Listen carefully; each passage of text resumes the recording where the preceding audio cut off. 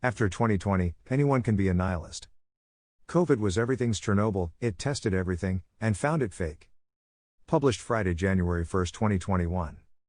Grey Mirror is an unusual publication for unusual tastes. You probably shouldn't be here. But you are, so why not keep reading? Here, as the banner says, we are nihilists, we believe in nothing, and monarchists, we expect the next regime to be a monarchy. There are not a lot of nihilist monarchists in the world, though enough, apparently, to earn a surely brief appearance in the basement of the Substack leaderboard. A leader is one thing, an early adopter, another, but if you're not one of us, you have no reason at all to be afraid of us. Not only do we believe in nothing, we believe in doing nothing. Believing in nothing just means we believe everything is fake. Or to be more precise, everything in the United States is either fake, broken, a hack, or a miracle. If you agree with this, you're doing great, you've already done the first half of the work. Since it's New Year's Eve, I feel entitled to extend my 2020 review in which I explain that everything is fake. While this post has been popular, in a way it failed, because it tried to use a rhetorical microscope. So people just thought it was about COVID. But by showing that COVID proved our prestigious public health institutions fake, it meant to prove its full point a fortiori, because, in fact, these institutions are some of the healthiest parts of the government. The point is that everything else is even more fake. But our public health infrastructure was the only part that reality tested. Let's branch out, therefore, and look at what else COVID proved fake. For example, Donald Trump.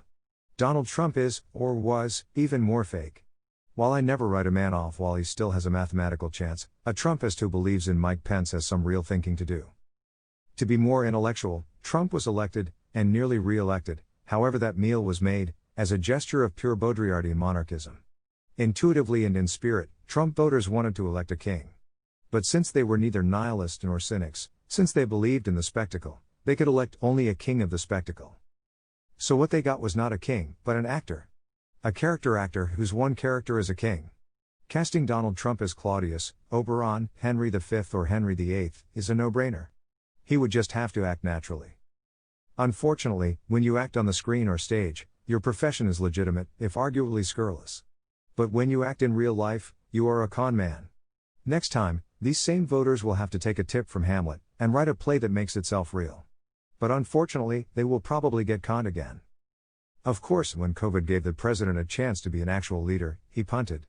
Suppose the set of John Wick 5 is attacked, because of some sordid financial squabble between sketchy Russian producers, by Chechen hitmen. Suppose Keanu grabs a Glock from a terrified, incompetent security guard, and calmly pops them all, leaping like a ballerino over a C-stand to strafe the bad guys from a rolling camera dolly.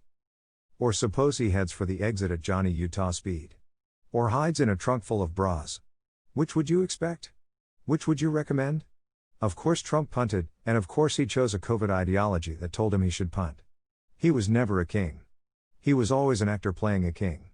He was, and is, just naturally good at it. Any such real-life masquerade is called a con. And the worst thing about his con was that all the worst people could see it clearly, while many of the best were taken in.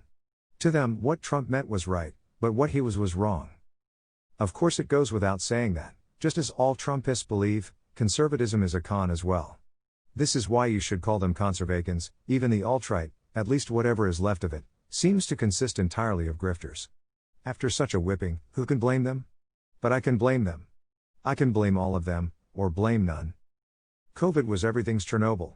It tested everything and found it fake. It is not one point on the political spectrum that is fake, it is not even a segment of that spectrum, it is the whole spectrum, from end to end. Our historical period is fake. And the true task before us is not to correct it, but to emerge from it. Obviously, this is what a nihilist monarchist would say, but is it obviously wrong? Not to harp on COVID, but here is another COVID example. You may have noticed that, even after your government took almost a year to decide to use the vaccines, because it had to decide by the proper process, it did not have enough for everyone. Now, what's becoming clear is that, slow as vaccine manufacturing, which also has to use the proper process, may be, the current bottleneck is distribution. Your government cannot even inject the stuff as fast as it is made. In fact, some doses may well expire. Like the rest of 2020, it'd be funny if it wasn't so fucking funny.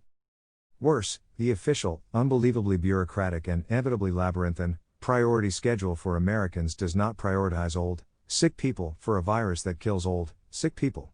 No other country in the world seems to be making this decision, And worst of all, the motivation for the decision is explicitly based on racial conflict. Not even the coronavirus is too sacred to be made into a weapon in America's cold race war. But this isn't actually the worst of all. Let me explain the worst of all. Anyone who knows American political science, or thinks he does, thinks of American governmental decision-making in real life as a process that, A, mainly happens in Congress, and B, mainly involves various interest groups, lobbyists and activists. While this may be cynical, it is nowhere near cynical enough. Sherlock Holmes once solved a murder because of a dog. Dogs often catch bad guys by barking. This dog did not bark in the night, so the dog must have known the killer. Here are a couple of dogs that, in 2020, did not bark in the night, two of the most powerful interest groups in D.C., as all political scientists will agree, guns and seniors. Yet the gun lobby never seems to slip gun rights riders into unrelated COVID bills, a feat apparently not beyond the much smaller UFO lobby. Yet the senior lobby, the fanatical Grey Panthers guarding every hundredth of a point in their Social Security COLAs, the mighty AARP, utters not even a peep when the Trump administration sets out a plan to let its dues-paying members drown horribly in their own lung juice. Why did the dog not bark? Because there is no dog. Because everything is fake. Do you think this is as fake as it gets?